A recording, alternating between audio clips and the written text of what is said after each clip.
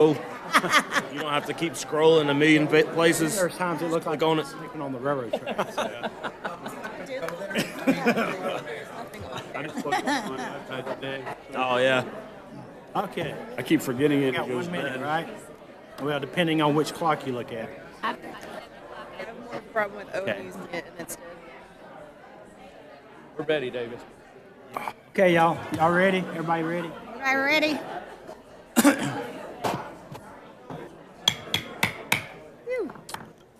Good evening and welcome to our April the 14th, 2025 regular council meeting.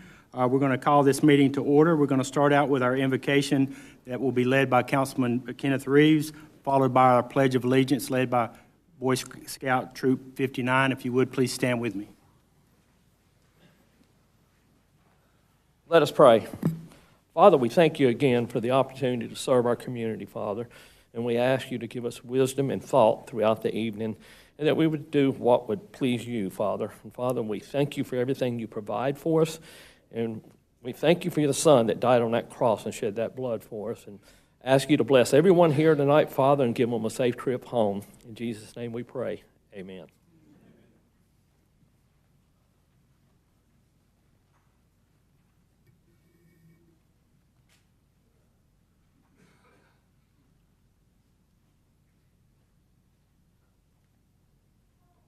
Color guard advance.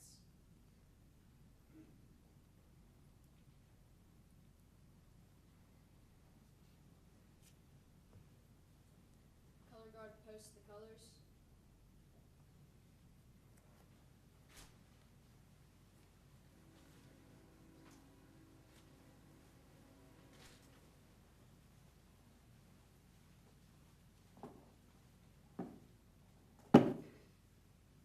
Salute.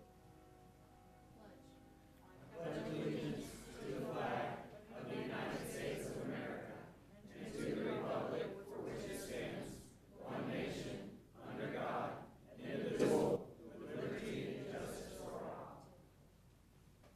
Mr. Mayor, City of Mount Holly, thank you for having us tonight.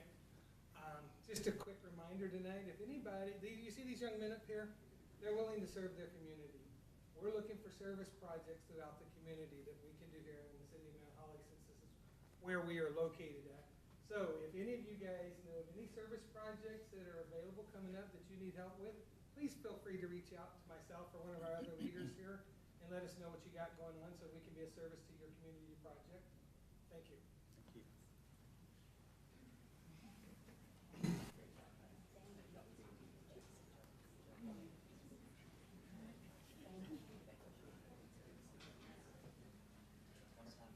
You may be seated.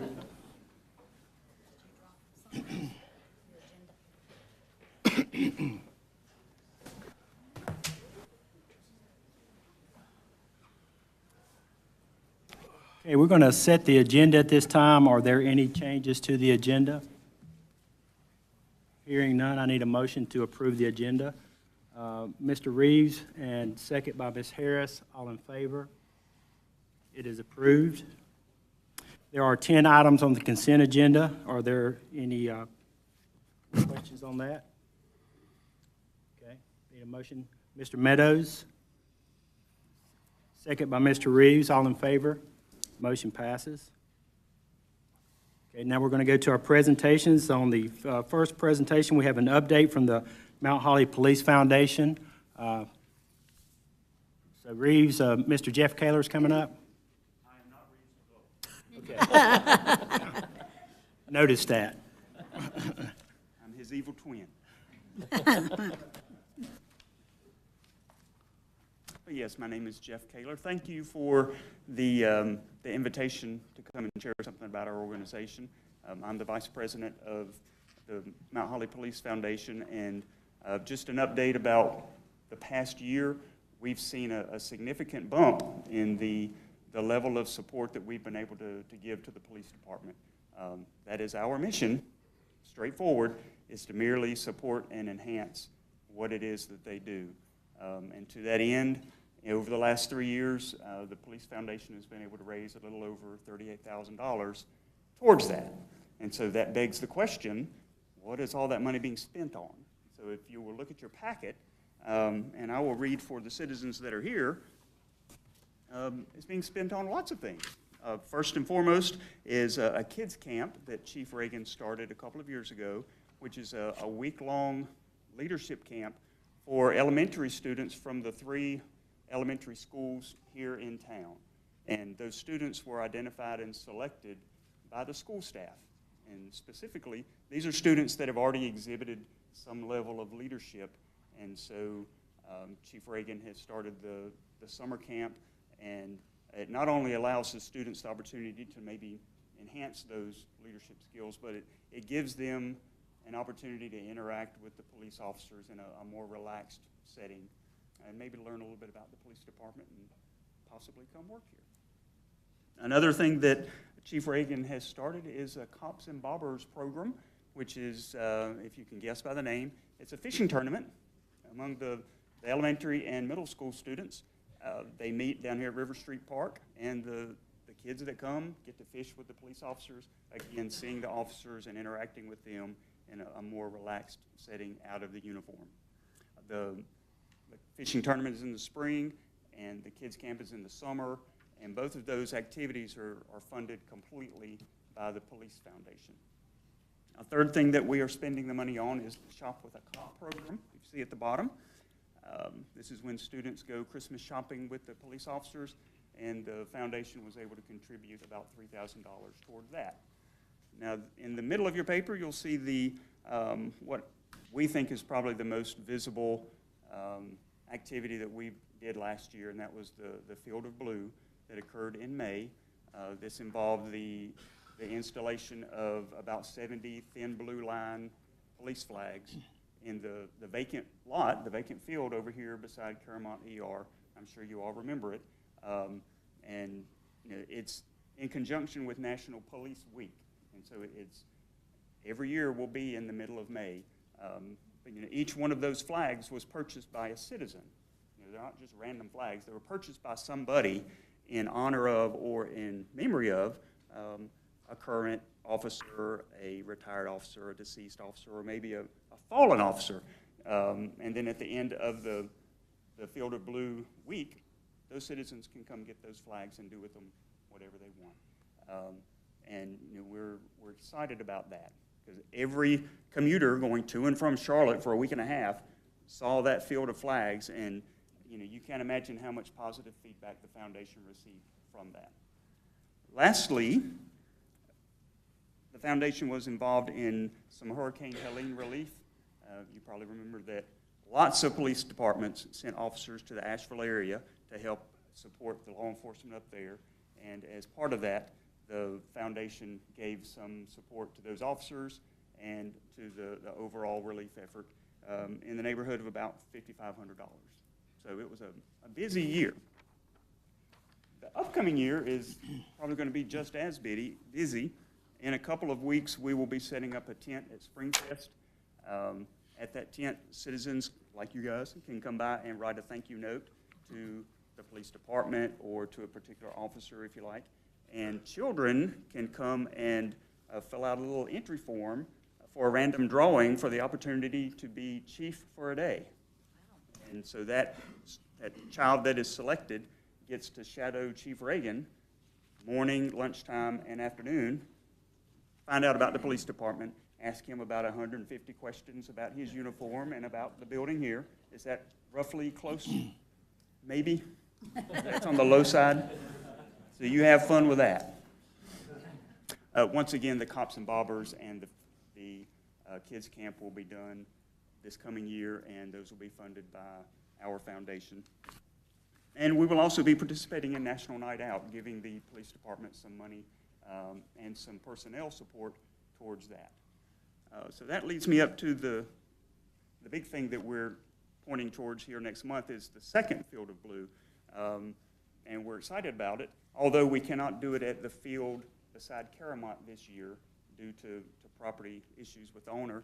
But we have a new location. It will be at the corner of West Catawba Avenue and Rankin Avenue, which is the corner of Second Baptist Church property. They were kind enough to allow us to install it there, and so we're tickled about it. And field prep will begin in about 2 weeks. you'll see in your packet that there is information about how to make a donation or how to purchase a flag, and I know that 3 or 4 of you already have purchased a flag, so thank y'all. Same for you guys. If you're wanting to purchase a flag, you can go see me or one of the board members or MountHollyPoliceFoundation.org, and it'll explain all of that.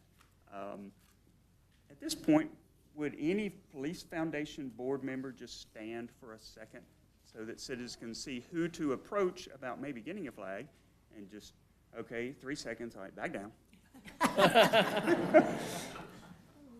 And so as part of pointing towards our second annual Field of Blue, we would like to present the city with a replica of the thin blue line that will be installed out there, and it's just for the council chambers. Mayor Moore, I'm going to bring it over to you real quick. How about if I just hand it to you? That's fine. 57, I got to save myself. I understand. Thank you. So, yeah, as a foundation board, we greatly appreciate the support that you guys give the police department, and the support you give the foundation. You know, whether it's buying a flag or attending one of the events or spreading something on social media, that support does not go unnoticed. So we thank you. And at this point, if one of our board members, Ms. Joanna Cooper, if you would come up for a special presentation, I would appreciate it. Ms. Cooper is the general manager of Daimler Truck, right up here. I'm not going to say Freightliner.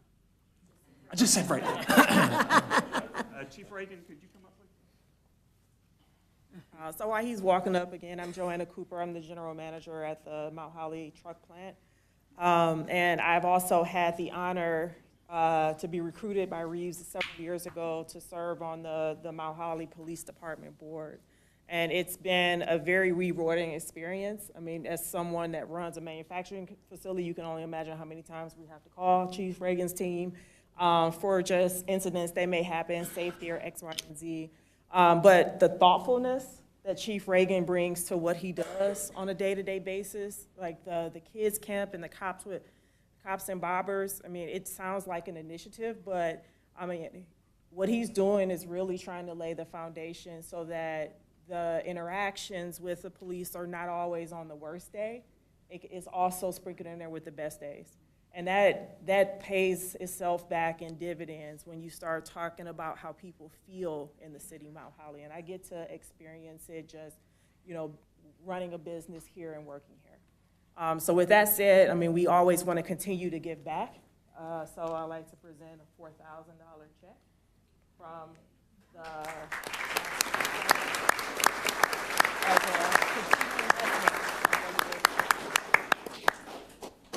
Mary, do you want to get a photo? Chief, could you come over?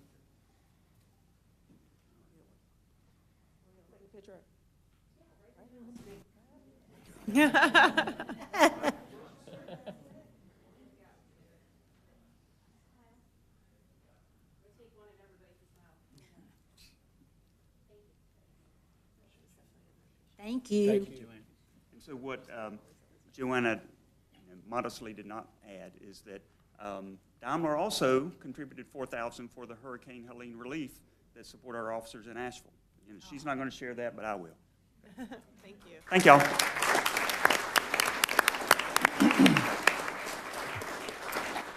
We truly appreciate everything that the foundation is doing, the Police Foundation, and all those that are supporting them, and it's just it's been a great addition to the police department and our community, so we thank you all for that. Our second presentation is the Alsha Public Sector Sharp 10-Year Recertification Award to the Mount Holly Police Department. North Carolina Labor Commissioner, Mr. Luke Farley. Or Debbie? Sure. My name is Debbie Rogers Lowry. I am the safety consultant for the city of Mount Holly, very proud to be. And I am here tonight with some special guests. We have Nelson Edwards, Consultative Services Supervisor. We have Buddy Emerson over here, who is a safety consultant with the consultative side. And we have our Commissioner, Luke Farley. They are here tonight to celebrate our public sector SHARP recertification. It's not just a recertification, which is due every 2 years. This is actually a special occasion. This is our 10th year. And for those of you who do not know what the SHARP is, it's actually a recognition program from OSHA that is an acronym. SHARP is SHARP, Safety and Health Achievement Recognition Program. In order to qualify for that program, there are certain elements that have to be met. You have to, first off, your injury and illness rates have to be at or below the 3-year average for other police departments throughout the state. We met that. Next, you have to request and receive an OSHA inspection, which automatically thinks you wouldn't do that. Nobody just requests an OSHA inspection, but we do, and we do it every 2 years. We have a 2-part inspection. We have the safety side, that's Buddy. The safety side is what can the officers fall on, trip over, what can hit them, what can fall on them, that kind of thing. Nelson is the health and hygiene side. What can they breathe? What can they inhale? What can they absorb through their skin? That kind of thing. So they look at all of our policies and procedures, talk with officers, talk with the chief, and so forth. They'll file a report. We'll complete the report. Any recommendations that they make, and they always make great recommendations, we always put those into play. And then management commitment. Management commitment is one of the most important pieces of this, of the ingredients of the SHARP. Management commitment is our mayor, it's our council, it's every one of you. It's our city manager, it's our assistant manager, and it's certainly our police chief, who makes sure that the resources are available so that our officers have the tools and equipment and the training and the resources, everything they need to work safely. Then the last piece of that element, the last piece of the ingredients of this SHARP program is employee commitment. The commitment of the employees to go above and beyond in safety, making safety their #1 priority no matter what they do. And as the gentleman before me mentioned, there's a lot of community involvement, all of you know that, with our resource officers in our schools, with our programs that we do with the youth. Every time we have the opportunity to interact with the community, we do that. As the nice lady said, we do that on the good days so that when you call for the worst days, you actually feel like you know someone who's coming. We also have several patrol officers who act as a barrier around the whole city. And the city appreciates the officers, there's no doubt in my mind, just like the officers appreciate the city. That was no more evident than in late December of 2020 when we lost one of our officers. All of the porch lights were turned blue. There were blue ribbons, blue everything, blue signage. The ribbons were on trees and on fences, and the signs of honor were in people's yards and so forth. All that meant so much to the police department and to the community. And the community definitely means that much to our police department. So we do have our Commissioner of Labor here tonight, Luke Farley. He is here to actually recognize the police department for this 10-year achievement. They've done a great job. I couldn't be more proud of them. And I understand we had several officers who were going to be here tonight to help us, but they are out on a call, as one would imagine. So we have, the chief is going to accept the award. So, Mr. Farley.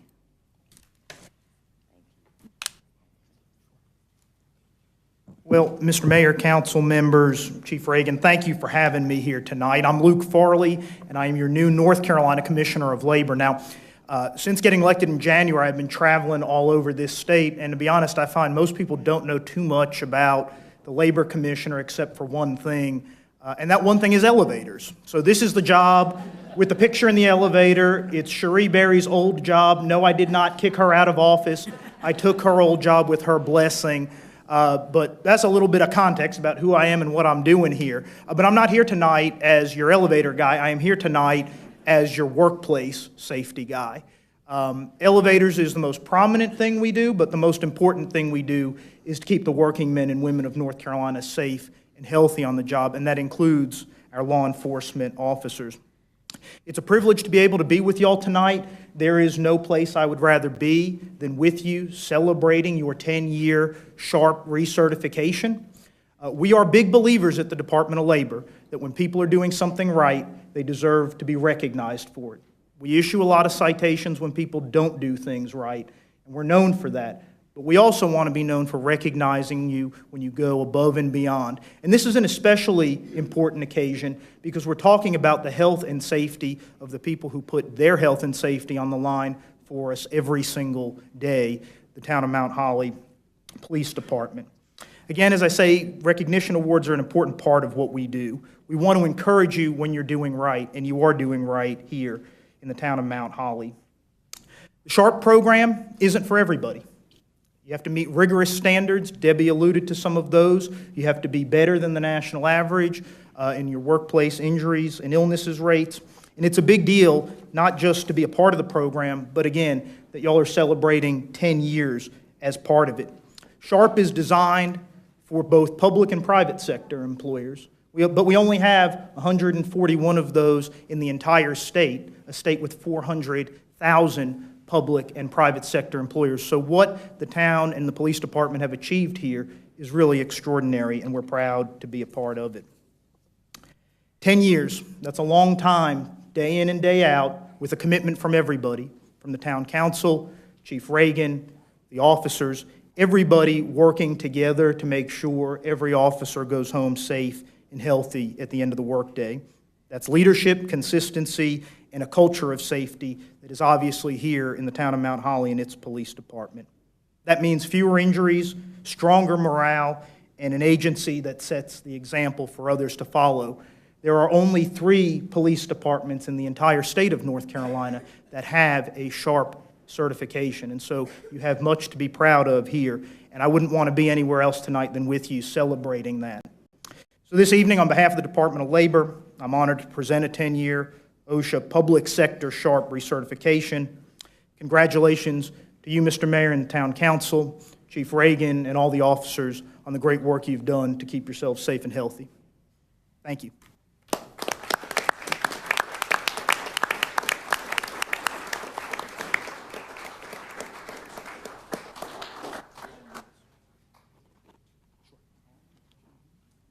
like to have a quick picture if we might. Yes, Mary, you want to So- come up?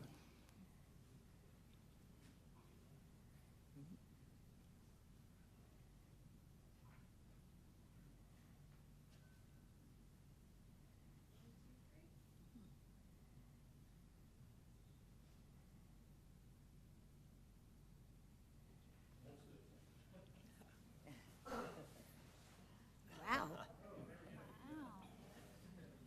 It's Flag Night.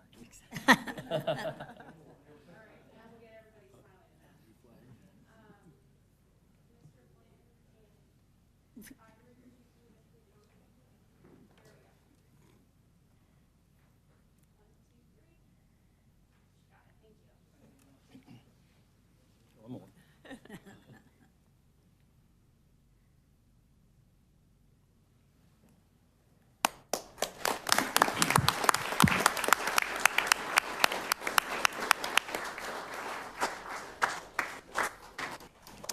Thank you guys so much for being here. We appreciate it. Absolutely. Pleasure is ours. Congratulations. We continue to be extremely proud of our police department and the dedication that they have for safety. Thank you. All right. Next on our agenda is a public hearing for the text amendment to update the subdivision and land development ordinance sections 153059 and 153082C to ensure that streetlights are provided every 200 feet and provided from the entrance of developments. Case TA-25-1. Brandon Livingston and Ethan McGee. Thank you, Mayor and Council.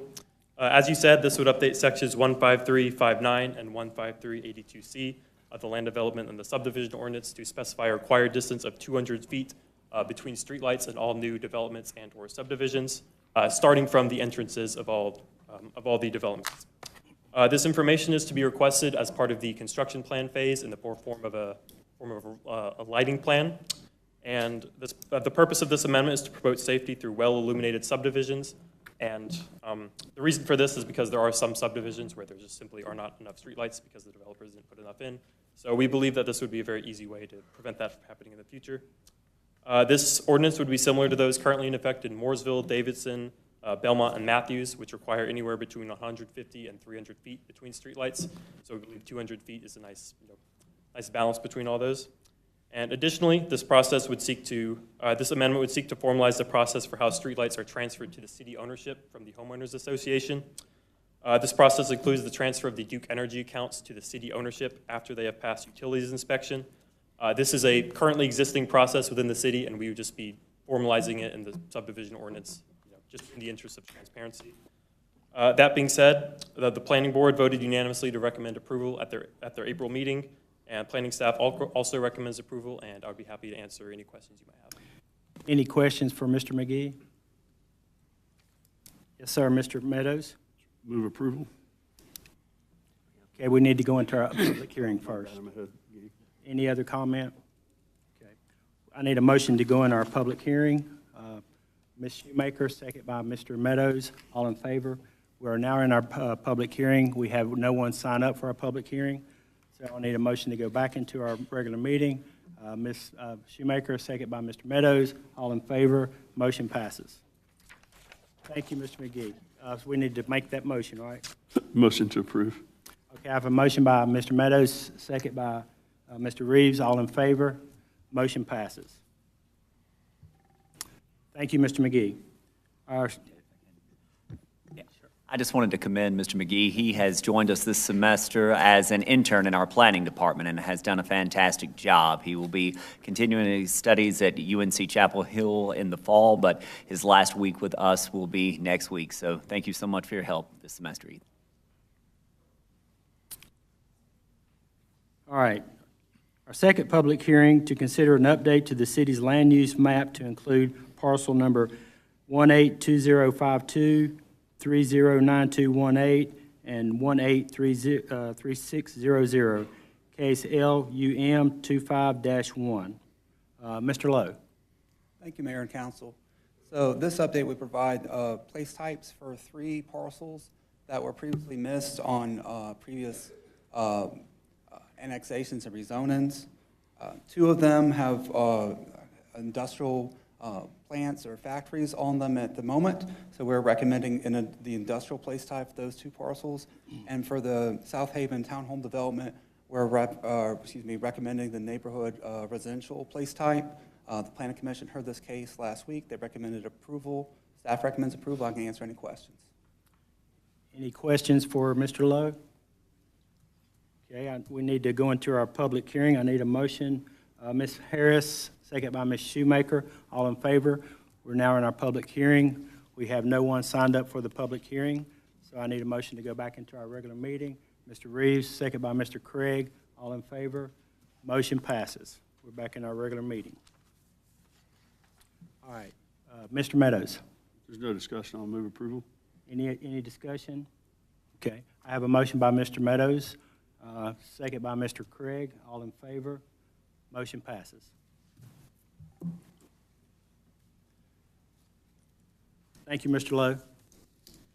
All right, our third public hearing is for a text amendment to update the zoning ordinance, Chapter 7, Section 7-1, Note 5, to rework the standards associated with townhomes and to make this section clearer, and to update Chapter 6, Table of the Permitted Uses, Section 6.6 and Section 7.1. The latter update would provide buffer standards for utility equipment and storage yards, and provide a new note for this use. Case number TA 25-2. Mr. Blackwell. Good evening, Mayor, Council, and citizens of Mount Holly. This is a very large text amendment, but it's actually a fairly simple text amendment. The red lines to begin on your packet on page 98. The purpose of this text amendment is to make it easier for developers to construct townhomes of 4 or less units to promote infill development and encourage density and build tax base. Currently, general statutes do not allow us to regulate architectural standards for townhome developments of 4 or less units, so this is going to really allow a lot more infill development, hopefully in River Street Park neighborhood and other neighborhoods where we currently have townhomes that are under construction under the higher standards. This text amendment will also provide a buffer yard requirement for utility equipment and storage yards where they will be required to put a 6-foot opaque fence with a 10-foot wide landscaping buffer, which will make a much more pleasing view of this use type. We have provided a definition for condominiums and apartments. We've added duplexes as a use type and regulate what districts they're allowed in. We've separated townhomes and condos into 2 separate uses for independent regulation should we choose to do so in the future. We've set a threshold for townhome development of 4 or less units versus 5 or greater, while maintaining the higher standards for townhome units in the B1 downtown district. Townhomes with 4 or less units in other districts will be required to install sidewalks, provide a minimum of 50 square feet as attached private outdoor area, and have their entrance on the first floor. We will require existing buildings in the B1 district that are being converted into condos and apartments to have commercial uses on the entire ground floor, and new projects in the B1 district to be at least 3 stories. And the Planning Commission reviewed this matter and recommended the City Council approve this text amendment. Staff recommends approval, and the update to the table of uses is on page 102 of your packet. If you have any questions about this text amendment, I'd be happy to answer them for you. Any questions for Mr. Blackwell? Okay, hearing none, I need a motion to go into our public hearing. Ms. Shoemaker, second by Ms. Harris. All in favor? We're now in our public hearing, and we have no one signed up for our public hearing, so I need a motion to go back into our regular meeting. Mr. Craig, and second by Mr. Meadows. All in favor? We're back in our regular meeting. So I need a motion to approve. Ms. Harris, second by Mr. Reeves. All in favor? Motion passes. Thank you, Mayor and Council. Thank you, Mr. Blackwell.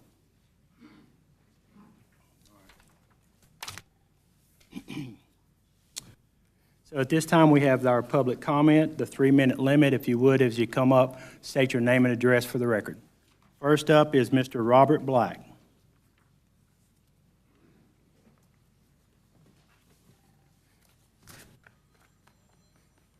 I'll let you know at 1 minute where you're at, when you have 1 minute left. Former mayors like to talk a lot, you know. Robert Black, 142 Oakland Street, Mount Holly. Thank you, Mr. Mayor and council and staff, for allowing me to speak. I'm here tonight on behalf of the Mount Holly Man and Woman of the Year Committee, who coming up on Thursday, May the 1st, will celebrate our 73rd annual Man and Woman of the Year event. So we're excited about that, and we want to extend to everybody here an invitation to come. It's going to be right out in the Grand Hall, which is a wonderful venue. We thank you for that. We're also excited about the new sound system and the acoustics that will greatly enhance our evening. Tickets are $15, and they're on sale at a Moose drugstore and a place called David's Detailing, wherever that might be, and are sold by individual committee members. So there are several here. I have some if you would like to see me afterwards. We would be glad to sell you one. This year's event will be a little different in years past. The Gaston Business Association for many years partnered with us for the event, but they decided they wanted to do something different. So we're kind of going back to our grassroots of the Man and Woman of the Year committee hosting the event. And it'll be the same as always. We don't want to change something that's been in existence for 73 years. Sports page will be catering our meal. We're taking a chance on our MC this year. It'll be Mr. Jonathan Blanton. He will be our MC. We're excited to have him as our MC. And we're always proud to have the Boy Scouts and the Girl Scouts. They come every year. They help serve. It's kind of like one of those Norman Rockwell experiences where they help do so many things for us. We'll be honoring businesses, both large and small, an Entrepreneur of the Year, the Terrell Jonas Unsung Hero of the Year, and always this tradition, 1 minute. The naming of the Man and Woman of the Year. That's always the highlight. So we look forward to everyone coming. 73-year tradition. It started in 1951. I don't see anybody here that might be that old, but save for COVID, this would have been our 75th year. So we try to honor those just like they started in 1951, honoring those that make Mount Holly such a great place. So on behalf of our committee, we invite you to join us. It should be a fun evening. Thank you very much. Thank you. Thank you, Mr. Black.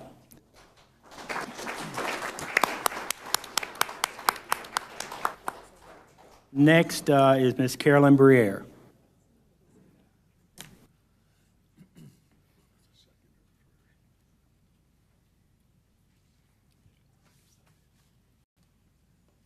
Good evening, council and mayor and council. I come to you tonight. I've been working with the Mount Holly Historical Society since 2010 when they were put in the building at 131 South Main. And this is what I have to say tonight. Mount Holly Historical Society is very excited to be here tonight. After going through the upset bid process required by the city, the Historical Society is the winning bidder. Once the deed is transferred to our name, we'll be able to solicit quotes to remove asbestos in the lower level and already have ideas for our space that will be good for the city and for us. One suggestion is a restore, similar to Habitat for Humanity. With that concept, a 5013C, we can accept donations of furniture, kitchen cabinets, entry doors, and other household goods. We would staff the building and be open regular business hours, which will only bring people to town but funds our mission as well. Another advantage is using private funds to rehab the current location. It saves the taxpayers an estimated $700,000 projected to upfit a new location, and that should be exciting to everyone.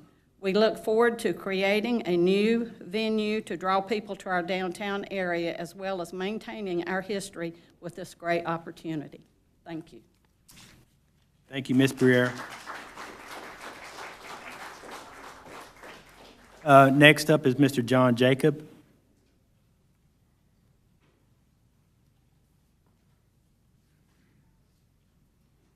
John Jacob, 1213 West Catawba Avenue in Mount Holly, and I'm also speaking about 131 South Main Street.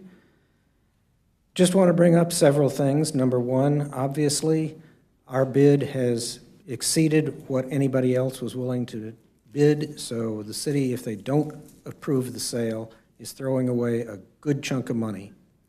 Also, it's going to cost the city a good chunk of money to move the museum to a new location, which actually endangers the archives because there's a sprinkler system in the building. And should that leak or go off, it could destroy the archives. And as Carolyn already spoke, we have plans for ways that we can probably keep the museum open many more days a week than what we're doing now. So hopefully that will speak to council as to that complaint.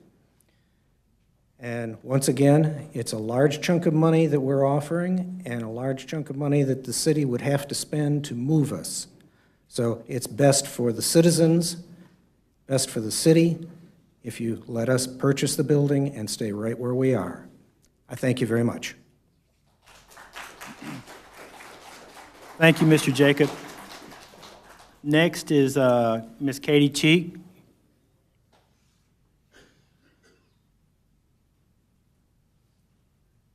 All right, not used to microphones. So you all good? I'm Katie Cheek. I live at 410 Cherry Street. We're Belmont, but within the Mount Holly city limits. So first of all, thank you to each one of you for all that you do and the time you commit as a city council member. Thank you for taking this role on, knowing you weren't going to please or agree with everyone on any issue in the city, and at some point, someone would think you're doing it wrong and they can do it better. Secondly, thank you for truly listening to the people and all viewpoints and opinions. Not just the ones who come speak during public comment like I am right now, not just the ones who post or comment on social media, because each one of you knows that these are not the full representation of all the residents of Mount Holly.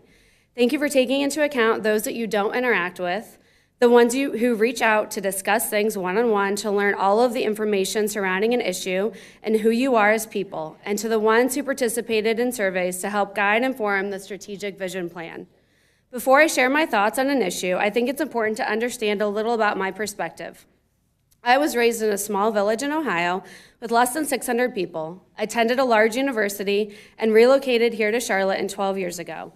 My husband Jake has lived here since middle school, moved away, and came back to settle here. His parents still live in downtown Mount Holly. We love this specific area for its size, amenities, and closeness to Charlotte, and have decided to settle here to raise our 3 children. Through our life experiences, we have intentionally chosen a place that we believe is growing in a healthy way while still maintaining its small town and neighborly feel, but is close enough to experiences and culture of a larger city to introduce our children. This is our home, and we plan to stay not only in Gaston County, but specifically Mount Holly. I own a small business here in Gaston County, and Jake plans to open a counseling practice here as well. Our family is part of the future of Mount Holly. While we have a great respect and appreciation for history, I am here today asking City Council to not accept the bid put forth by the Mount Holly Historical Society. 1 minute. This issue is not about accepting the most money, but about what would be the best option for the future of the building and downtown landscape for all of Mount Holly. I believe there's a better option out there that would benefit a wide variety of citizens, including potentially drawing more people to the downtown businesses, especially since there's a space allocated for the society's purposes in the municipal complex that will provide improved opportunities.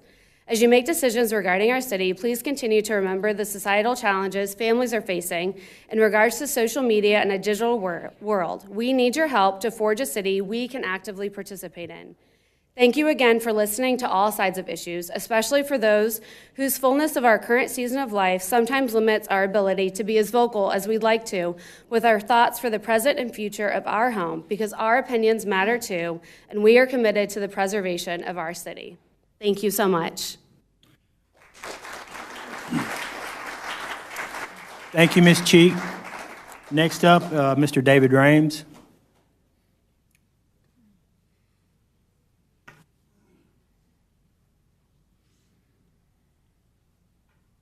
So how are we doing? Everybody hear me? I just planned to do this about 20 minutes ago, so bear with me. But there's been a couple of things that's been bothering me. Please state your name and. Oh, I'm sorry, David Rames, 127 West Nims. Like a lot of people, I watch these meetings from my house on my laptop remotely. We've got other things going on. And I have watched for the last multiple meetings here and there, a lot of people waving their fingers at you, lecturing you, telling you that you don't listen to the voters, and et cetera. You know what I'm talking about. I'm not going to call people out. But I'm here to say, because there's a lot of people in here that run the small businesses in downtown, the majority put this council here. The majority put this majority here. So for anyone to say that you're not listening to the voters, you're here because of the voters. So I get really frustrated hearing people say, you're not listening to the voters, you're not listening to the voters. Well, the voters put you here. The voters put this majority here, so we want this majority to do what we put them in office to do, which was whatever message they ran on. Second thing, as most of you know, or all of you, probably not you, Mr. Blanton, but I had a vintage clothing store in downtown for 3 years during COVID. Now, while it was not a successful business, it gave me the opportunity with all my free time, being an unsuccessful business, to meet all the new people that come to town and meet everybody on a real personal level. And time after time after time, I would meet people looking at the town for the first time. And they would come in and they would, we'd chit chat, and they would like, what's up with that building right there? And it's 131 South Main. And I would go into the Historical Society and the whole history of it and all that. And they were like, well, when is it open? I said, well, 1 minute. 10 to 1, so I'll make it quick. Long story short, the majority of the businesses downtown, I think, I speak for most of the retail businesses, want to see 3 floors of that building lit up. We want to see it developed. We want to see it functioning 5 or 6 days a week. We want retail. We want growth. The Holland is now taken over by a restaurant finally, and that's the last piece. And we would like, or I would like to see you, council, make sure that whoever buys this property has the funds to fully renovate it and make it a part of our downtown retail environment, because it's the last piece and it's the nicest building in downtown. So that's all I got, but I just want to make sure that we know that you are speaking for the voters and you are speaking because we elected this majority. Thank you.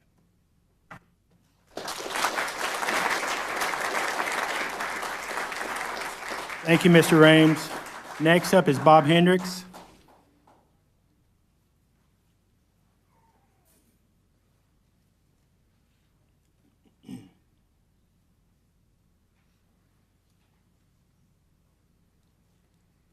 Hi, my name is Bob Hendricks. I live here in 122 Creekside Drive here in Mount Holly. Couple of things. I left off or made a note from my turn at the microphone last month, and I introduced a term called negligence. Now I'm going to introduce a new term. It's called gross negligence, defined as an act marked by a total disregard for the rights and/or safety of others, and with complete indifference to the consequences of that act or lack of action. Bottom line, the Veterans Park project needs a Phase 2 environmental study done, given that there was contamination found in Phase 1. And while most people consider this a dead issue, I don't believe it is, and I'll just leave that right there. Strategic vision needs to be revisited. 2004, if I'm not mistaken, it was developed, revised, and/or improved in 2008, and from what I understand, there was another look at it since that time. But I would recommend that we take a look at the new strategic vision and the motivation behind keeping it the same. 2025 is a different year, as we all know. Representation. I heard a couple of speakers here in the past, and with all due respect, I want to suggest that I'm not sure we're really being represented in that 2022, the Veterans Park project, for all practical purposes, was voted down. Now we move on to the Historical Society with an $815,000 offer and a $700,000 fix. That's a $1.5 million swing. You went 1 minute. the $3.4 million that was spent on the catastrophe called a Veterans Park project.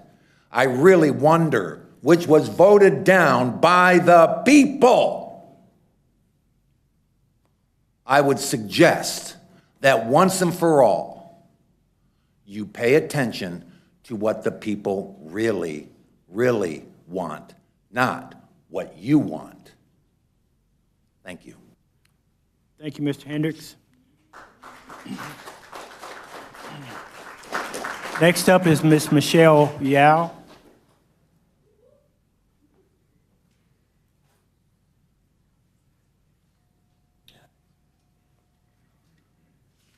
Hello, City Council. Hello, everybody in the stands there. My name is Michelle Yao. I live at 2021 Lake Vista Drive. I've been a resident of Mount Holly for 5 years, and I own Black Sheep Coffee here in town. So not technically a downtown business owner, but kind of. I hang out there a lot. I'm here to address the upset bid process of 131 South Main Street. I was here 2 meetings ago when Kendall, one of the owners of Catalyst Mercantile, brought a petition to City Council in support of accepting a bid for the property that would benefit our downtown and further support our Main Street businesses, not necessarily accepting the highest bid. That petition had over 150 signatures. It has the support of the people, and folks want it to see it become something new. Owning a coffee shop here in town offers me the unique perspective of talking to a wide variety of both residents and visitors to our town. Many people talk about how proud they are of how far our town has come, even in just the past few years, with the additions of new businesses, activities, art, and more. They speak of the dedication of our city council and the work they've done to improve the town, and I wholeheartedly agree. I've never lived in a town where the council was so active and cared so much. Even visitors comment on how cute our downtown is, and it is a direct reflection of council and their work. 131 South Main has a huge potential to improve our downtown, potentially as a local business incubator for multiple people's businesses, a new restaurant to add variety to our offerings, any number of things that could bring more financial and cultural improvements to Mount Holly. It needs to be run by someone who will have it occupied the majority of every week instead of as another predominantly empty storefront on Main Street.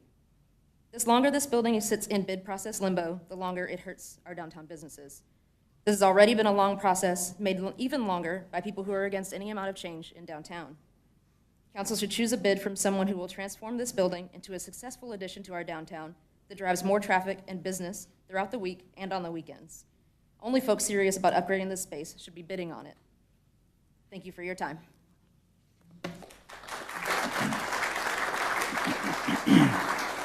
Thank you, Ms. Yao. Next up, Mr. Billy Rick.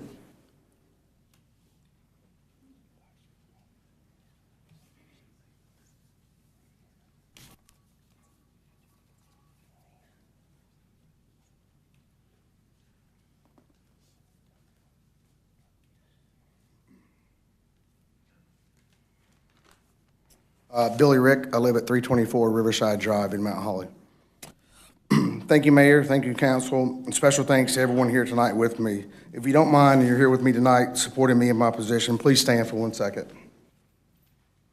I want to start by saying this has nothing negative to do with the Mount Holly Historical Society, any of the volunteers, or anyone that supports their effort to purchase the property at 131 South Main Street. I appreciate all the work you guys have put into the Historical Museum. Without you, there may not be a Mount Holly Historical Museum. We own 119 South Main Street, home of the Vintage Nest. We own 121 South Main Street, home of Local Logic. We own 123 through 127 South Main Street, home to Catalyst Mercantile, Colors by JTR, Jack Beagle's Restaurant, Down Dog Yoga, RTR Construction, RTR Property Management, and 9 self-employed cosmetologists. We also own the property at 129 South Main Street, home to another 10 self-employed business owners. In total, we have approximately 75 people working in the properties that we own in downtown Mount Holly. We have between 400 and 600 people per day that come to one of those places of business. I was part of the original Economic Development Committee. I was also part of the team on that committee that wrote the Economic Development Grant Program. The city gave out approximately $225,000 in grant money to help rehab some of these old buildings and help these vacant buildings become occupied. Several had sat empty for quite a while. Fast forward to now, I'm pretty sure they're all occupied. The city has ignored its own property at 131 South Main while investing in other properties in downtown Mount Holly.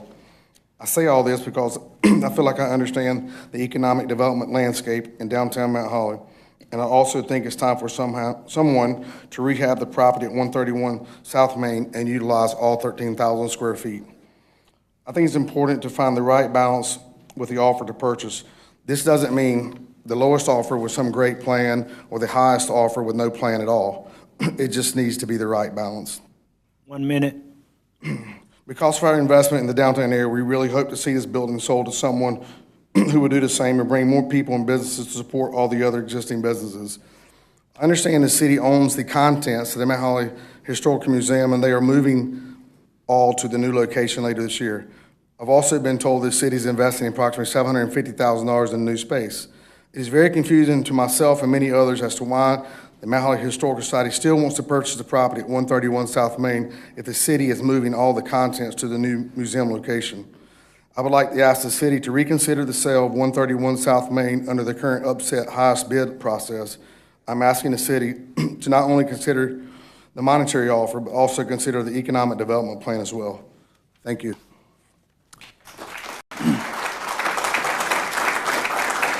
Thank you, Mr. Rick.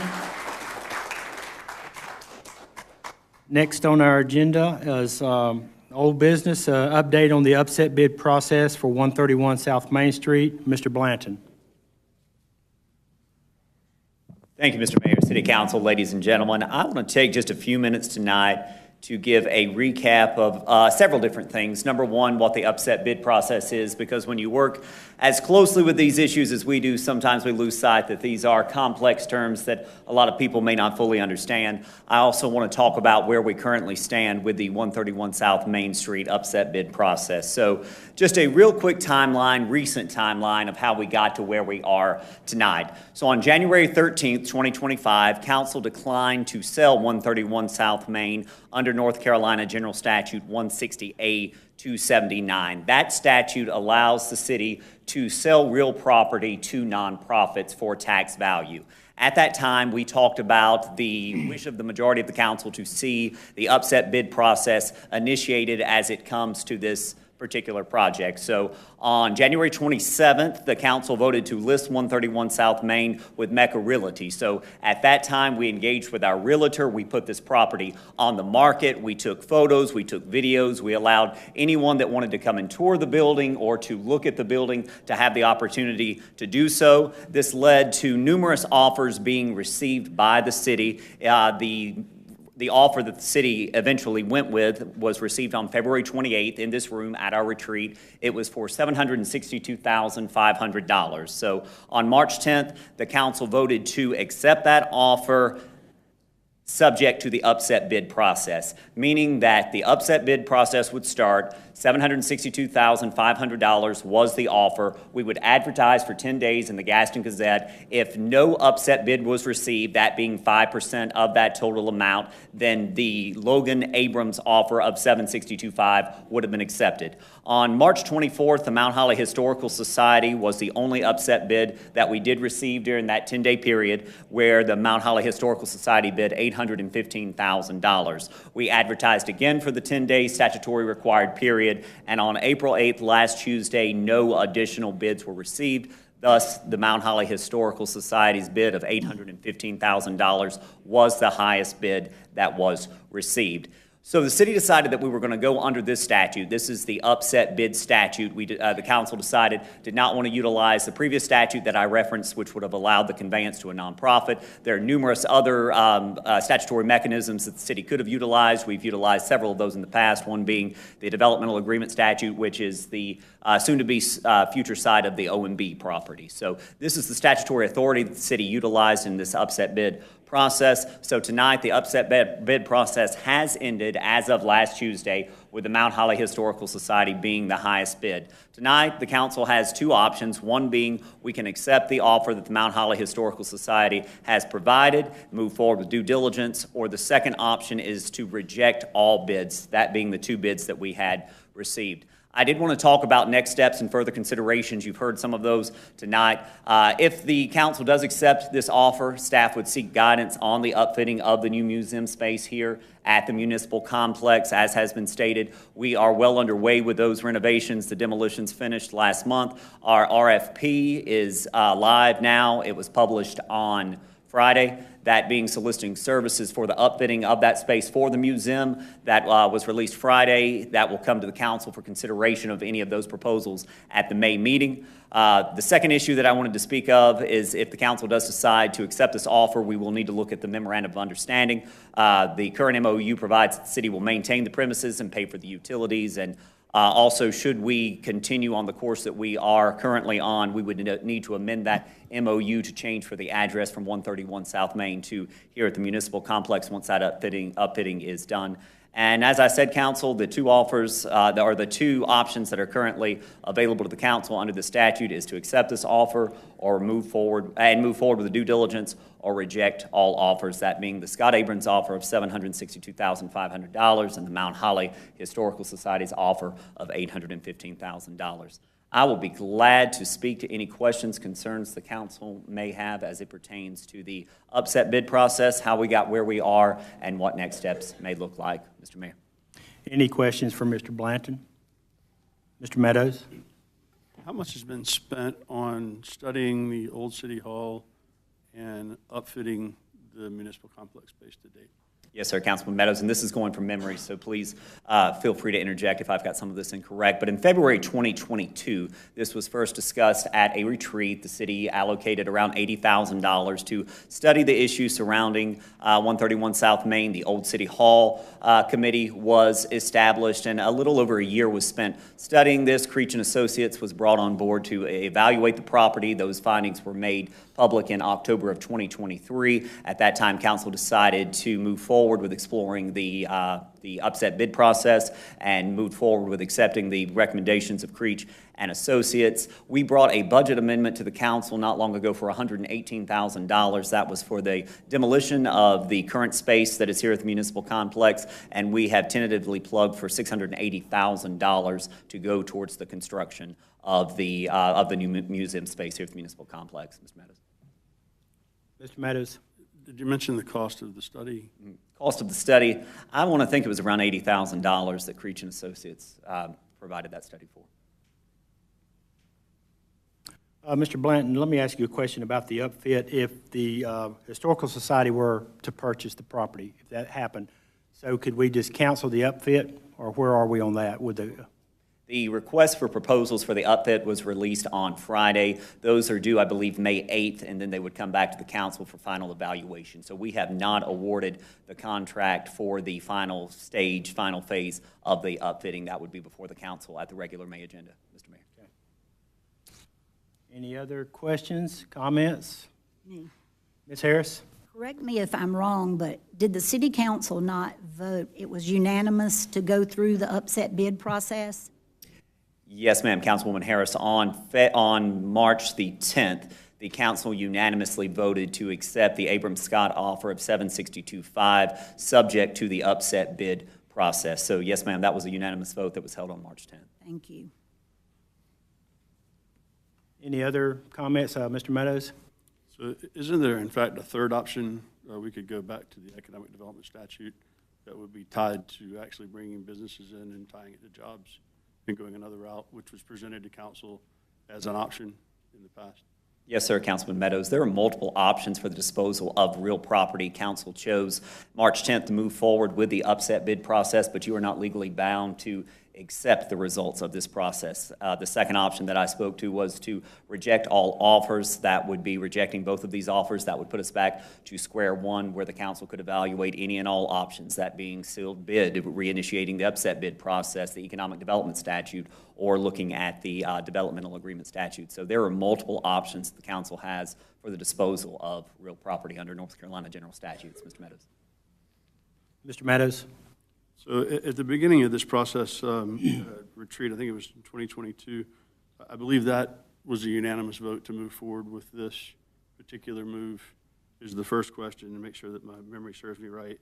And then second, we had a committee that spent a year studying this, and that was also a unanimous vote to go in this direction. So we had council 100% in one direction, and a citizen-driven committee that also, 100% moved in this direction of selling the property for economic development. We had 5 goals in the committee that involved taking care of the Historic Society. I think we've done that with the space that we have in the direction we're heading in, but we haven't activated the space. That was the conversation well before we ever started talking about moving the Historic Society. There's been conversation about activating the top floor and the bottom floor of that building. So I don't believe that the current idea on the table accomplishes all the goals that we set.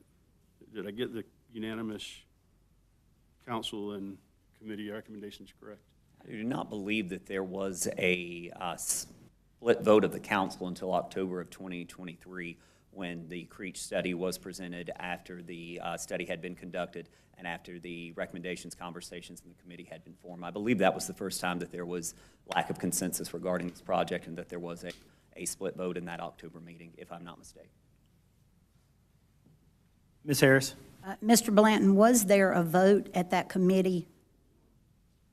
For the You're talking about Society? the Old City Hall committee.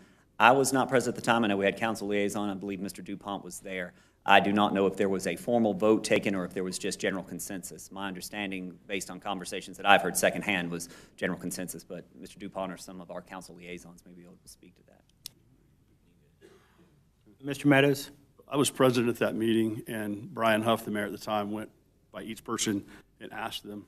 It was even a comment made at that particular meeting directed at the Historic Society that asked the question of, why are you pushing back on the city that has been taking good care of you and is planning to continue doing so?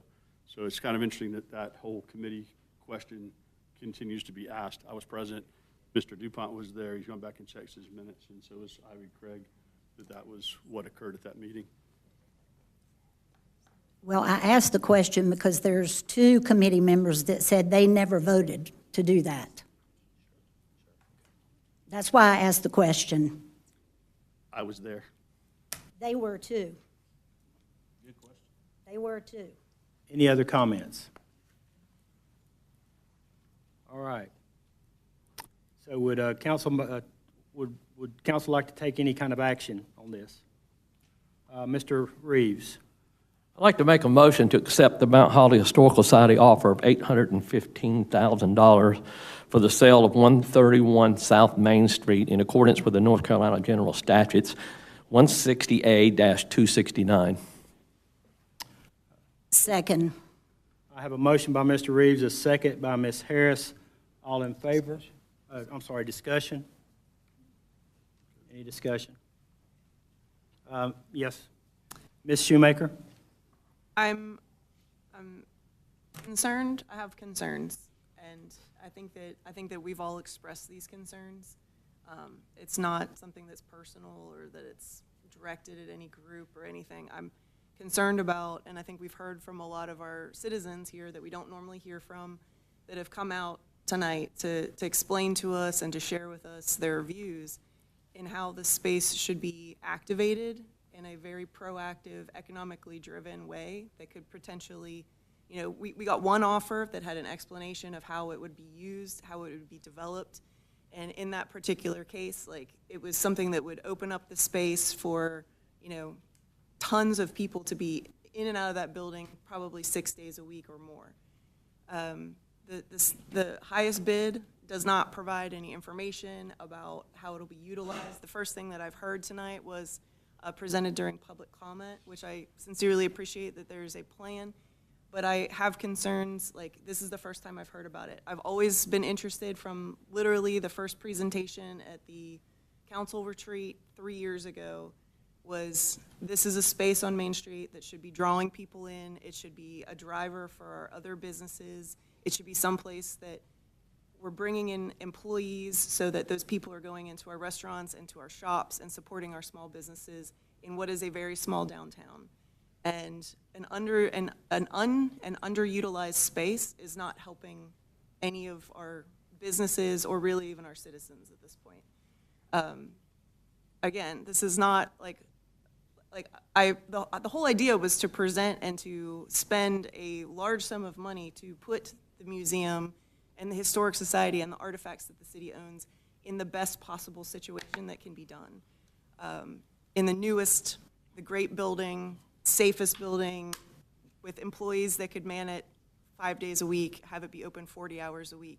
So it would be best, in my opinion, and this is my humble opinion, and I apologize to all those who don't agree, but from a very loving place, feel like having the museum open 40 hours a week so that people can be there is in the best interest of the artifacts and of the museum. Having that building and 13,000 square feet on South Main Street open and being utilized by someone who can turn it into something that is a driver for our small economy and help support all of our small downtown businesses is in the best interest of that building.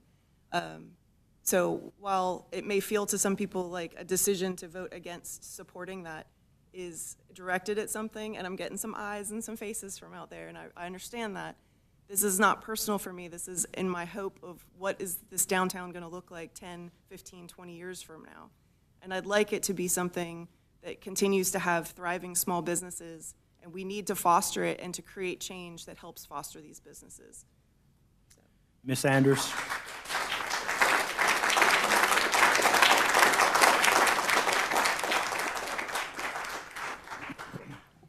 Thank you. So as city attorney, I want to make sure that everyone here on council and citizens understand that through the upset bid process under 168-269 of North Carolina General Statutes, the city council has no authority to direct the use of the property by any purchaser. So if there are concerns from the city council regarding the potential use of the property going forward, this is not the property disposal statute for you. You could seek to withdraw from any and all offers and then consider disposal under an alternative method. And I wanted to make sure everyone understands that. Ms. Harris? I don't disagree with Ms. Shoemaker, but we all agreed to go through an upset bid process. And the Historical Society came up with the highest bid. Anybody that was going to bid on that building could have upset that bid, but they didn't. And I'm just saying that why, they did everything we asked them to do, and they won the bid. So I don't understand, why we're even talking about this right now.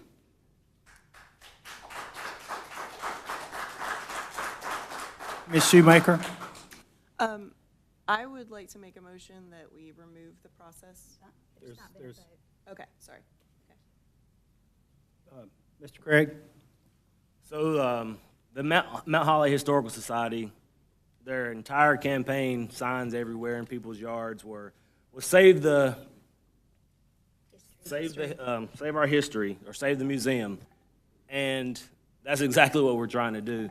So it's kind of funny with the pushback and everything, because nothing malicious has happened here. We're trying to help save those, because the archives that the city owns, some of them have been destroyed due to the city, not because of the Historical Society, but have been destroyed, and we're trying to move them in a building, this building, a really nice building, to where we could upfit it, do some temporary rotating displays instead of something that's going to be permanent the entire time.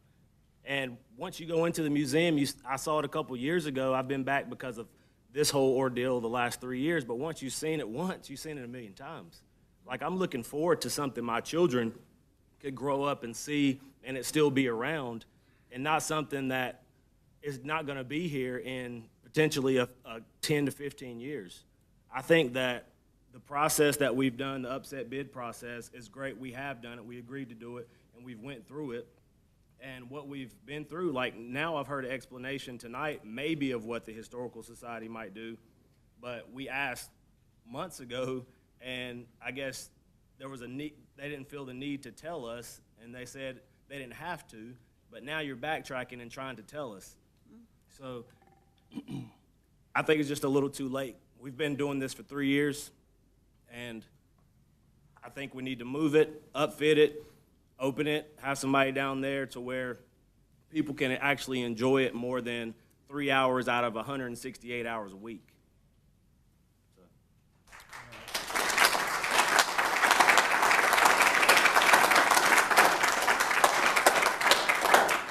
Any more comments? We do have a motion on the table here by Mr. Reeves and a second by Ms. Harris. So all in favor of that motion for accepting that bid, raise your hand. That'd be Ms. Harris and Mr. Reeves. All against, Mr. Meadows, Ms. Shoemaker, and Mr. Craig. The motion fails. All right, Mr. Blanton, where do we go from here? Does council wish to take action to reject the bid? Or withdraw? Withdraw from the process. Ms. Shoemaker? I'd like to make a motion that we withdraw the property from the upset bid process and reject 2 offers that have been received.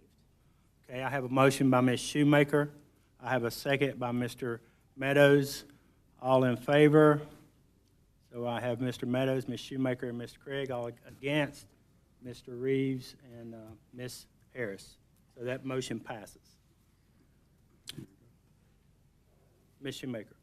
I'd like to, I don't know if this is the appropriate way to do this, but I'd like to also make potentially a motion here where we examine, or I'd like to enter us into the economic development statute.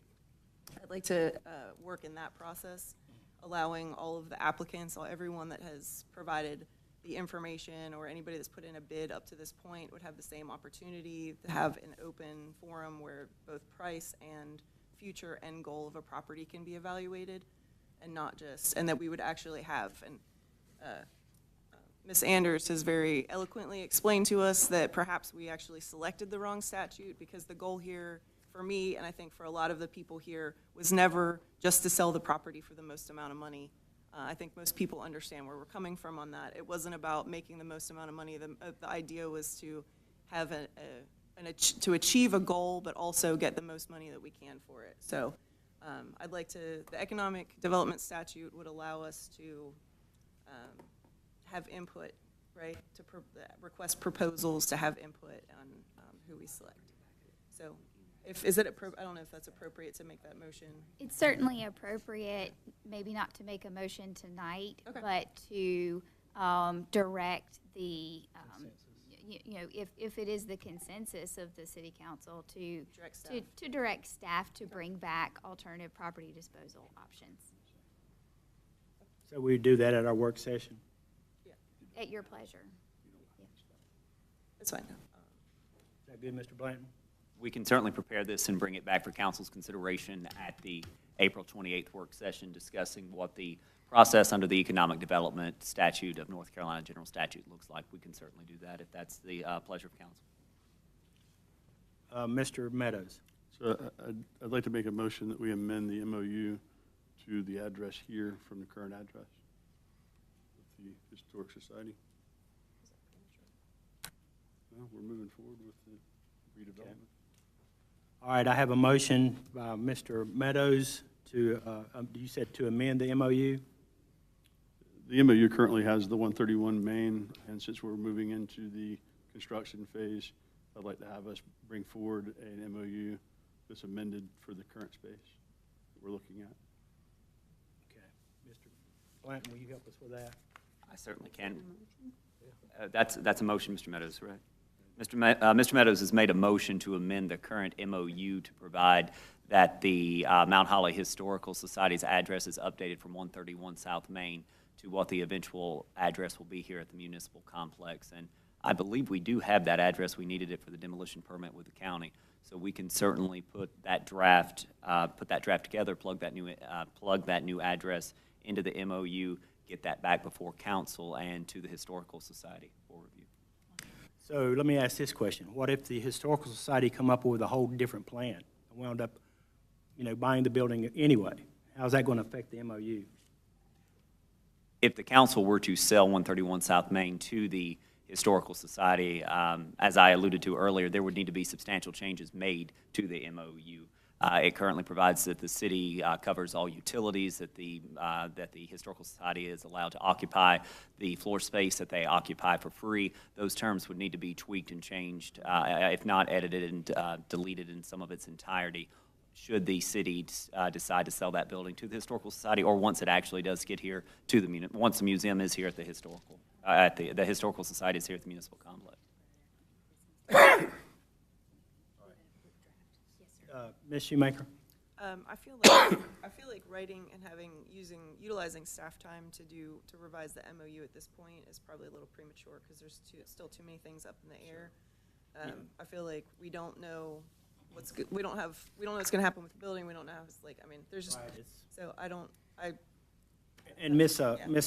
Anders, you can address that. The mayor asked me, is a point of parliamentarian protocol as to how to handle the motion from Mr. Meadows.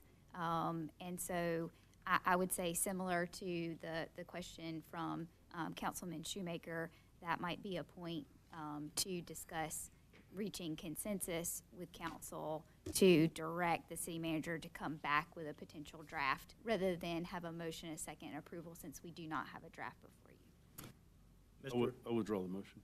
Okay, thank you. All right, anything else on the upset bid process for 131 South Main Street? Okay, we're moving on. Number 2 on old business, consideration of Kinetics lease renewal. Mr. Blanton. Thank you, Mr. Mayor. Before the council tonight is the final 5-year renewal lease for Kinetics. As you guys know, we've been working on this for quite a while. It is a 5-year lease. The beginning rent. Right. Can we take a break? Yes, we'll take a 5-minute break.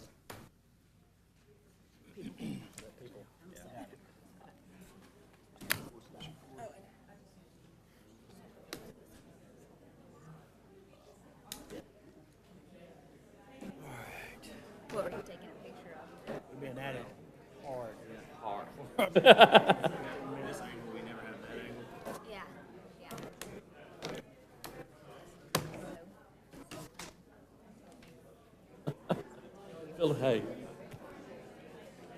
Hey, did what we could do.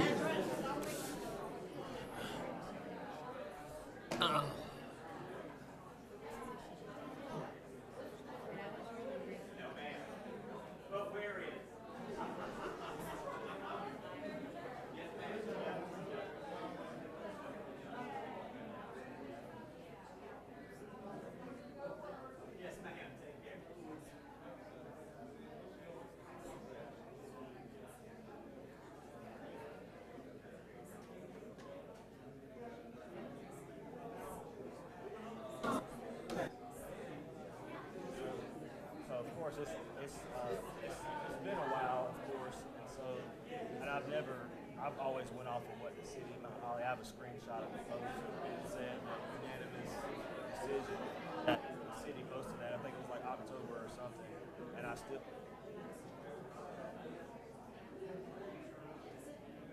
oh, believe me, I know until we got to that certain point, and then it was at least consensus. Like, I know whenever that, I'm going the majority off of the notes, everything that the city has published and put out there, because I can't go off of my memory because I filter out so much in my brain to move forward with other stuff to put in there. But as far as that, I'm definitely not saying that you're not telling the truth or anything. I'm just solely basing it off of what the city posted in the notes. It was Brian DuPont, yeah, for city staff, yes, ma'am.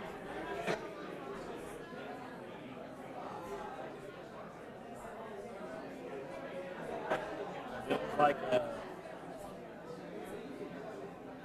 it was the field trip, because everybody decided to go take a look at the new space and everything. It was the same day.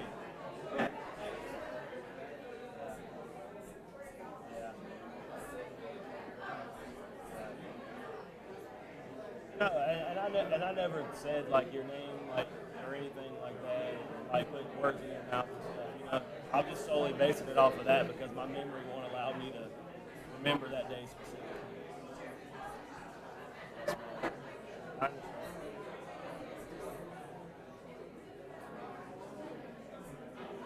Oh, I know.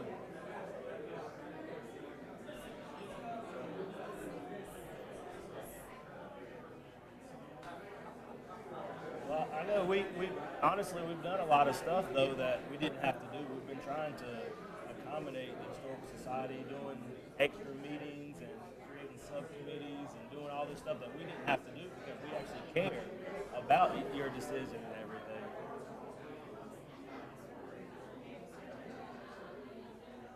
Yes, ma'am.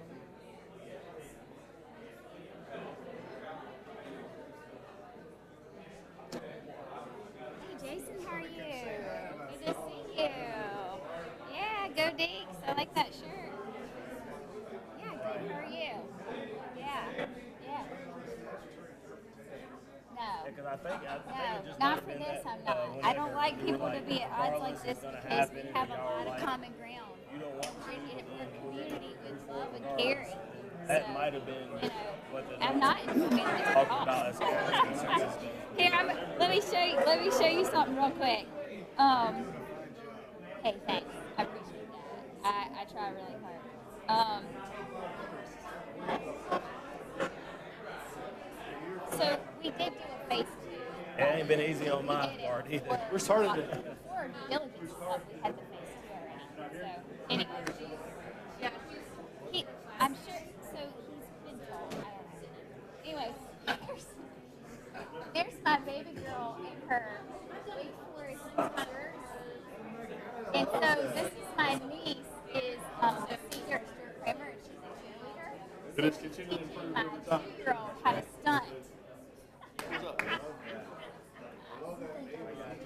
Yes, we got a little baby D. Like I said, I'm No, you're fine. City posted publicly. It's like a press release. Well, I was the main one that talked about it. I wanted to let them spill that out. He said, so how do I sue the city?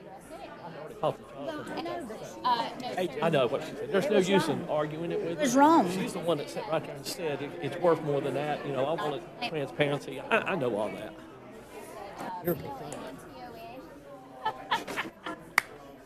But he hasn't sent it yet, so I just closed it. Like we're taking it meeting by meeting. Because the election right now is for staff to come back with maybe another process to see like which route makes the most sense for like economic development. I think they're going to get worked up either way because me they're personally, passionate. I don't know, like They're up here. right now, that's just here, as you know. So. I can't believe they turned that down. Yeah. I can. That are here. He's just. No doubt. The guy has 75 Oh, he is. jobs. Ready? Well, I know Were his veins you- start popping out the Did side of you his head. hear? just wanted to get them out. Okay. 17, it's been 5 minutes. I said, I don't care. No, I'm telling you that medicine makes me very shaky. and so- Council, if you could make your way back. Don't worry about it. Good. I like a lot of the people that you're looking at in the room. I just don't get it. Hey, man, how are you? I miss being there like you are. Yeah, and shirt and shorts and. Yeah, well, it quit. Doesn't speak to me in these legal terms. I don't care. It's recorded. Okay, we're going to get started back. Please take your seats. I love being screamed at. It's fun. All right, number 2 on our old business is consideration of the Kinetics lease renewal. Mr. Blanton. Thank you, Mr. Mayor. Before you tonight, Council, you have the renewal lease for Kinetics. This encompasses everything that we've talked about for the past few months. We last discussed this at the February 28th retreat. This is a 5-year lease. The first year's rent will be $83,487.99. That will escalate each year, finally capping out at the 5th year at $92,155.12. This is encompassing everything the council has given direction, guidance for to provide in this lease renewal, and I would look for a motion to accept. Ms. Shoemaker? I'd like to make a motion to accept the lease as presented. Okay, I have a motion by Ms. Shoemaker. I have a second by Mr. Meadows. All in favor? That motion passes. Thank you, council, for that. We're going to go into our new business now, discussion of property management options on East Central Avenue. Mr. Blanton. Yes, sir, Mr. Mayor. As you will recall, we recently purchased several properties on Central Avenue. With the purchase of those properties came certain tenancies. Up to now, the city has been managing those in-house, but we have been engaging with some different brokers, realty, property management options. Our city attorney did an excellent job working with L&E to get a consideration for your proposal. L&E proposes to manage these properties on Central at an 8% of monthly rent rate, that being roughly $1,026. That would come directly from the rent itself. It would be no additional expense to the city. And today, we received a proposal from Mecca regarding the property management of these properties, and it would be $1,250 per month. There is one main distinction between the two of these. If the council wishes for us to explore short-term leases for some of these vacant properties, correct me if I'm wrong, Marie, L&E did not have any interest in working through finding new tenants. That is correct. L&E Property said that they are willing, since they are in close proximity and have a great relationship with the city, to manage current tenants. But since they are primarily residential, they would not be interested in marketing vacant space to put short-term tenants in there. And Mecca Realty indicated that they would be interested in helping with that service if that was something the city council wished to pursue. So we have 2 proposals for property management services, and of course the third option that the city can continue to maintain these properties in-house. I know that we've engaged with L&E before with some of the residential properties that we purchased on Catawba, but the city does manage certain commercial properties, that being the 3 properties that are here in the municipal complex, as well as Arts on the Greenway. So wanted to bring this for council's consideration to get guidance, direction, and take any feedback, any suggestions, or any ideas that you would like for us to look like, and glad to discuss that tonight or bring it back at the work session. Mr. Reeves. Mr. Blanton, the difference between handling it in-house and everything, at this point in time, do you think it would be a burden on the staff to try to keep up with these properties, or would it be something that could work in-house? And if so, what kind of money difference would that possibly be? Do you have any idea on that?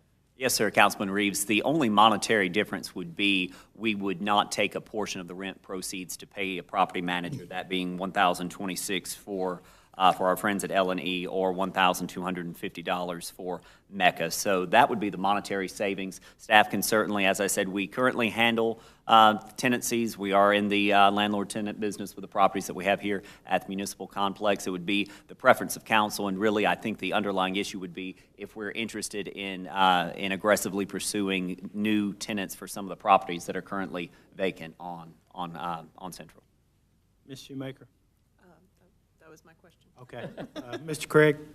I know it's hard to gauge, but what would the definition of short-term be? Like a year, 2 years? I would think that that would fit the definition of short-term rental, 9 months to 2 years, depending on the future of the property, depending on the direction that council gives with the next steps moving forward. And we're going to be discussing next steps for the Veterans Park expansion, the redevelopment project, at the April 28th work session in detail. But I would say, and unless city attorney objects, 2 years would be a reasonable definition for a short-term lease. Mr. Meadows? So there's several. I just agree with City Manager Bland. There's several properties there that are not occupied and don't have any activity in them currently. And if everything goes well with the developer, which we don't know that yet, I think we were supposed to hear from them today. Did we hear from them today, Mr. Bland? They did send in a letter late this afternoon indicating that they still have an interest in pairing with the city of Mount Holly. Mr. DuPont and I was reviewing that shortly before we came down. We'll dig into that deeper over the next 2 weeks, and we'll have a full report for the council's consideration at the April 28th meeting. So, Mr. Mayor, given that we don't have any idea whether we actually have a development partner or not, and one of the things that we've talked about here is Plan A is to get the developer on board and have a larger redevelopment, or Plan B might be that we just resell the property. It seems to going with the short-term lease option, because I know that there's the boutique that hasn't been opened in years. You've got the, I think Steve Sisk is moving his operation in short order. You've already got an empty building. I think they're getting most everything out if they haven't already at the Stroop property. So I mean, it seems like that we could bring in some folks short-term there that would activate the space in the short run. And who knows, if that doesn't work out with the developer, maybe that becomes long-term tenancy with the change of the rent. So, Mr. Blanton, if we hired someone to, do this short-term, what kind of a term would we have with them, a contract? It would be based on the pleasure of council. Let me pull that right now, Mr. Mayor. I do not believe it had a specific term with the L&E proposal. No, sir, no specific term with the L&E proposal. I was trying to look for the Mecca proposal now. I just feel that we don't need to go more than a year on anybody's contract with that, because we just don't know. There's too big of a question mark. Hold on 1 second. While she's looking, Mr. Meadows? So I think where they were getting at is that L&E's proposal, if I understand it properly, is just looking to maintain what's currently there. You've got the 4 businesses in the one property, and Papa Sammy's are the ones that come to mind on that space. And they're not really willing to add to it. So I guess I would ask the city manager and assistant city manager, while we currently manage a number of properties, have we done any leasing of our own? Because as I recall, the ones that have leasing was done by our realtors and handed over to us to manage currently. So if we want to fill those spaces, it seems like the least expensive is your city staff, but I don't think we're going to get any additional revenue and any activity in that space. L&E doesn't want to do anything other than what we have, so it seems like Mecca is our best option if we want to activate Central Avenue. So Mecca's, their term is 2 years. Mr. Reeves? One other question I had with the expenses, are both of those in agreement to take on maintenance? The city would not have to do any maintenance if we took Mecca or L&E? I think, did any of them include handling the maintenance on the property? Yes, sir. So both L&E and Mecca provided that they would handle maintenance requests from tenants.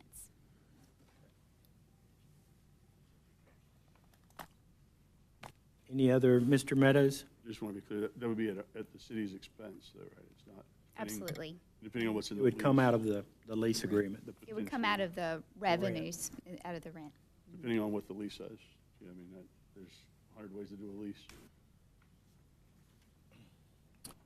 Well, it's up to the council here. My thoughts are 2 years is a long time because we just don't know what's going to happen to that property. You know, if we could do a yearly lease and then just renew it if we need to, I think that's just my thought. I don't have a vote, but that's just, I think it makes sense to do that, but it's up to council.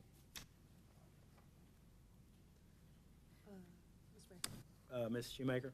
I agree with you. I think that you're right. I think there's too much up in the air to have anything lengthy. I would prefer personally if we would pursue the contract with Mecca, just in the interest of getting some of those spaces activated. You know, it'd be nice to have a couple people in there.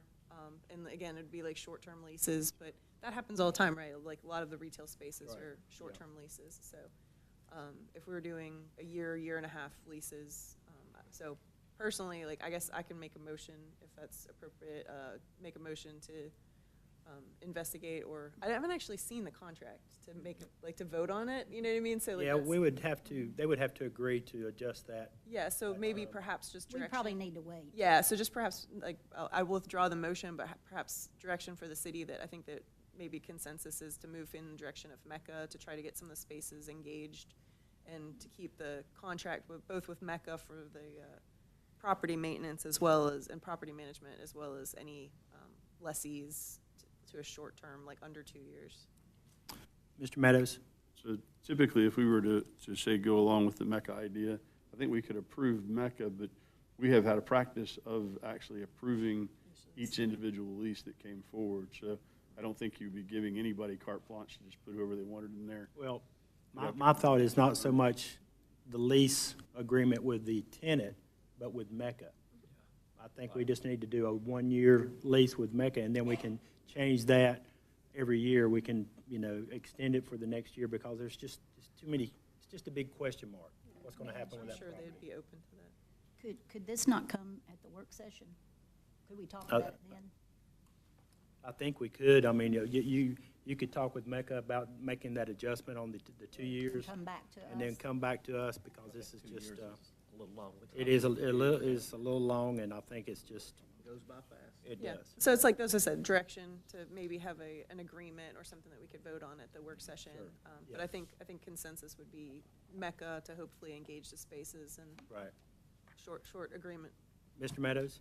It's not uncommon in a lease to have, or in a structure with your contract to have, say, a 6-month, 12-month period with automatic renewals with a kind of a time frame. So you could say 3 or 4 6-month approvals with 30-day notice that we're terminating. So you could structure something like that to cover the time frame, but not be locked into it for that Right. time.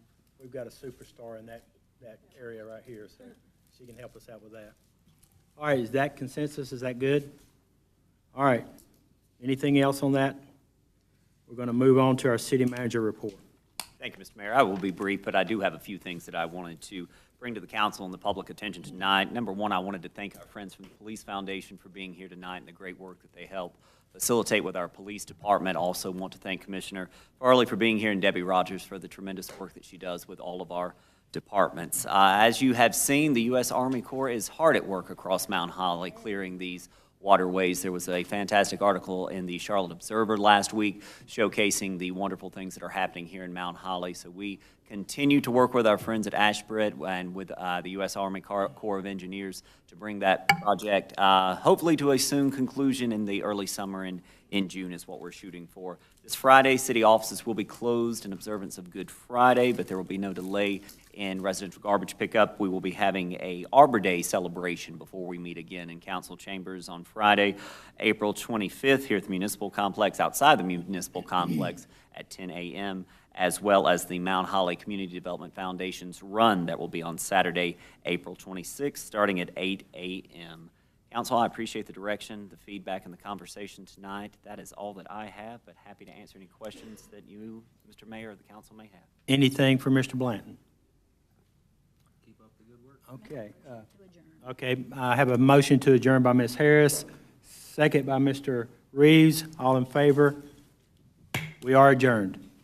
8:30. Hard, an hour and 38 minutes. Yes, sir. That was a sprint or a marathon.